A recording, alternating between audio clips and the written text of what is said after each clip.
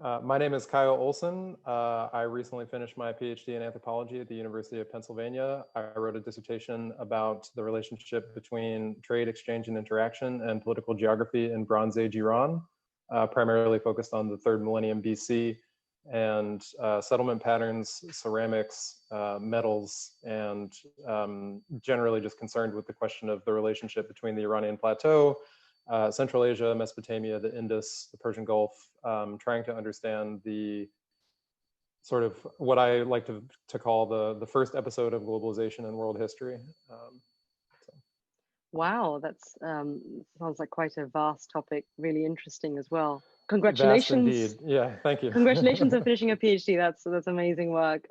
That's amazing. And are these research interests that you had always had, or was it something that you focused on when you were doing the PhD? Yeah, so that interest came out of my undergraduate thesis research, actually, which I also did at the University of Pennsylvania. My bachelor's degree is from Ohio State, where I studied anthropology and Persian language and culture. I actually was really fortunate as an undergraduate to study with Parvane Poursheriati, Dick Davis, Margaret Mills, and Saeed Wow. Honarmand. So that was a really unique and interesting experience where on the one hand, I was studying with somebody who has gone on to be, one of the sort of leading Persian language pedagogues here in the United Mm-hmm. States, the Absolutely. translator of the Shahnameh, Mm-hmm. a major Sasanian historian, and a folklorist of modern Afghanistan. So I really got a wonderful introduction to Persianate culture, just generally speaking. But I did my undergraduate thesis on a collection of terracotta figurines, which is a fairly typical sort of undergraduate thesis for in prehistoric archaeology, which is what I was studying within Anthro.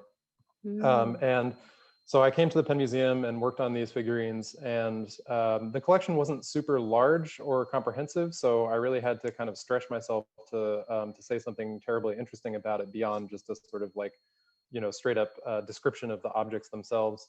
And that led me to this, let's say, broader world of just ancient Near Eastern figurines.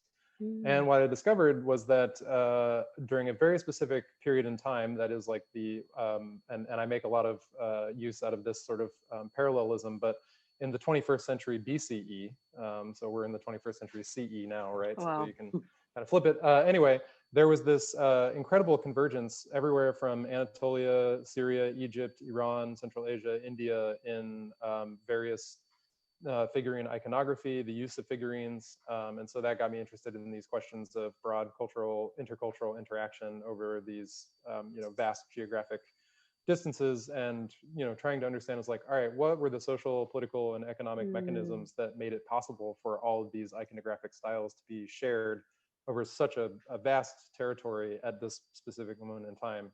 Mm-hmm. And then as I worked my way towards my dissertation, I kind of expanded my perspective from that single site to a more regional perspective, and got interested in questions of political geography and the relationship between polity formation and these broader patterns of interaction.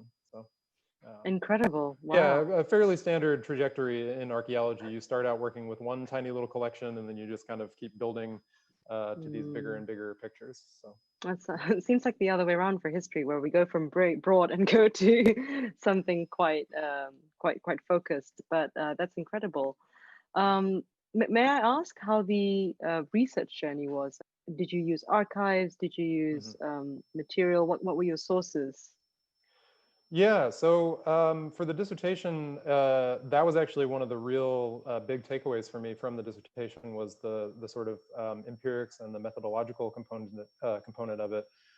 So I continued to work with the museum collections from the Penn Museum, but Hmm. in order to piece together this regional picture that I was talking about, I consulted a bunch of old monographs and what I call, or what are called, site gazetteers. So at various Mm. points in the history of the archaeology of Iran, people conducted these surveys. So some of the Hmm. more famous ones are, for example, Arthur Upham Pope's Survey of Persian Ah, Art. right, of There's course. also Herzfeld's the archaeological reports from Iran, that it has Hmm. the long German title. And so those are, those were pretty broad ranging. But as time went on, and the prerogatives of field archaeology changed, they started to produce these archaeological surveys, which are more or less just cartographies. They're topographic maps with site locations indicated, and there's a table appended to the map that gives the Right. name of the site's size, characteristics, Mm. surface finds, et cetera, et cetera. So basically, I went back and collated all of those for Oh, the wow. specific study area that I focused on, which is the Ostana Golestan, the Gorgan Plain, Turkmen Steppe, Mm-hmm. whatever you want to call it. Mm-hmm. And so there had been a survey by a Swedish archaeologist in the 1930s. There had been a survey by a Japanese team of archaeologists in the late 60s, early 70s. There had been various Iranian surveys in the 70s, the 90s, Mm-hmm. the 2000s. And then there was the interdisciplinary British, Iranian, German team that did the Gorgon Wall survey in the last 10 years. Right. And so I took all of those different sources and basically like extracted all of the site data from them and then created a geospatial database, which I then ported into Google Earth. And I went and used satellite imagery to recheck all of the data and see one, like whether the Wow. sites were still there, what Mm-hmm. condition they were in, how Mm-hmm. accurate the old maps were, just Mm-hmm. to whether they'd been looted or not. Mm-hmm. And it turns out that incredibly, these basically my site recovery success rate was like 80%. So of all Wow. the reported sites, I was able to locate 4 out of every 5. And so That seems then on impressive. yeah, and especially given the scale of modernization and agricultural Mm. development in the region, you would expect that many more Things sites would would have move. been Yeah. destroyed. So it's an unusual landscape in the Near East, in the Middle East more generally, because comparable examples like in, let's say, northeastern Syria, Mm-hmm. the rate of site destruction is much Mm. higher, whether Yeah, due because to of dam construction, right. agriculture, conflict, etc. Mm. Um, I see. so fortunately, the tell settlements, the tape, are like extremely extrusive in the landscape. They're very easy. They have a distinctive signature that is easily identifiable in the satellite Mm. imagery, which made my job much easier.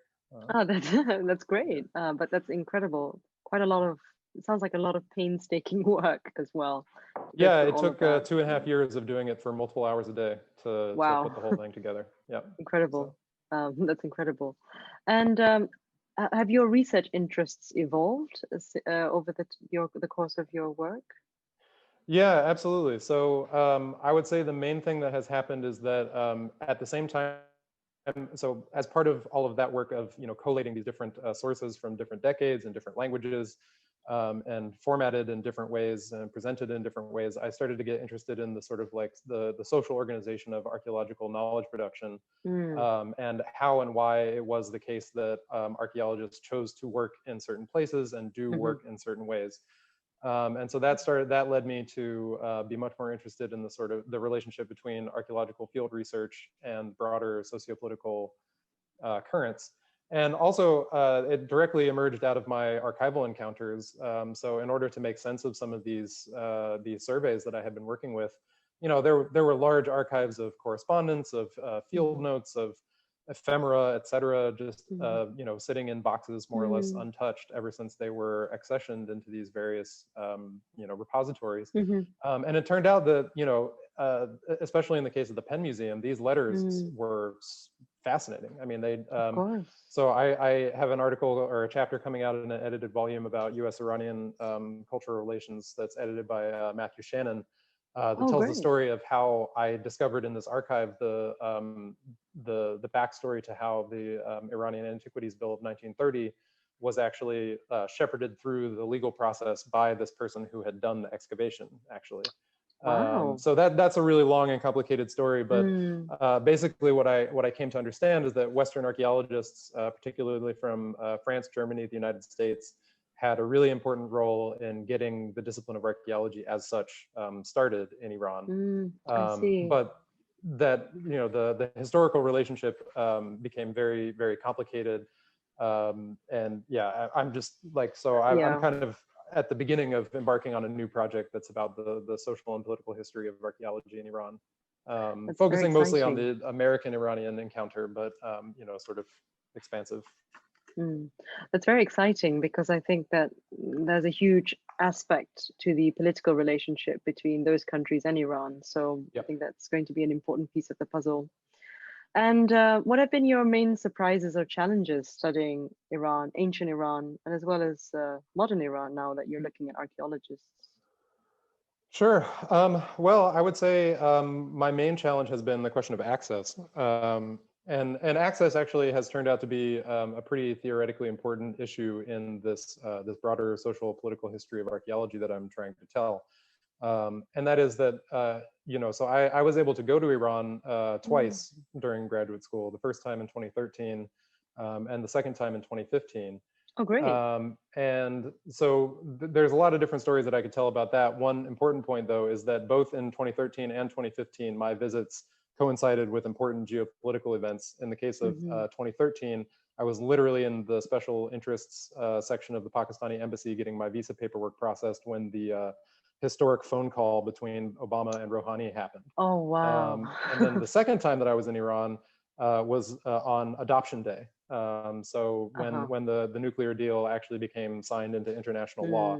And there wasn't a huge hullabaloo like on the day that the deal was signed, but nevertheless, there all the newspapers. I went out. Yeah, it was.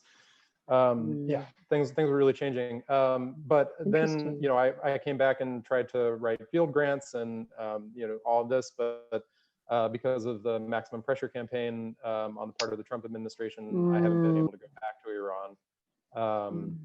Yeah, so I would say that's the main challenge. And I also, so in order to like properly learn, because I had been studying Persian for many years, but as a sort of from a philological point of view almost. So in order to actually like learn to speak Persian, I had to go to Tajikistan, which yes, of course. I say I had to go. Yeah.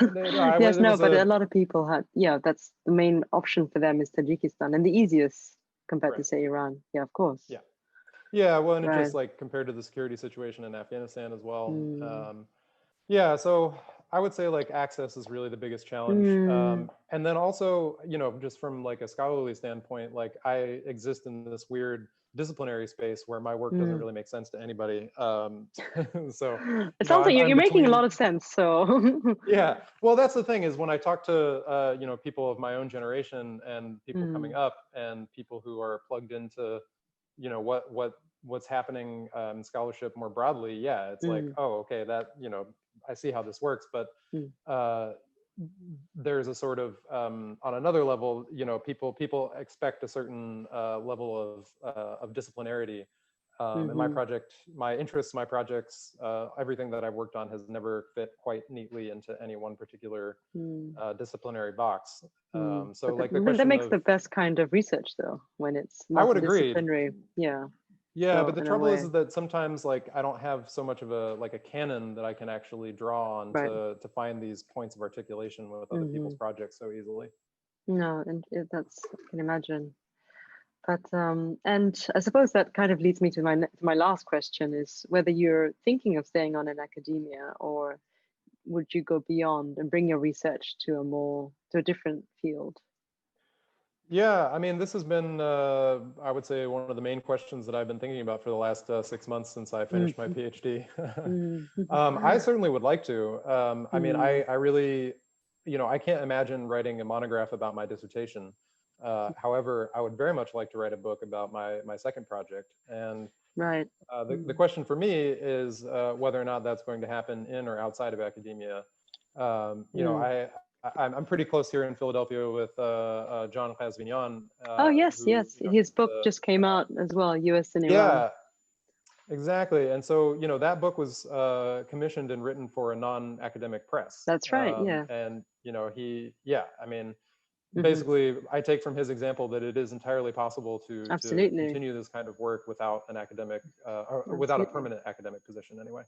Absolutely. And I think I think this kind of hybrid system of being an academic but working in a non-academic field is the future for a lot of us who are trying to find jobs, but it's not easy because of access, location, and whatever. But in any case, good luck on that front.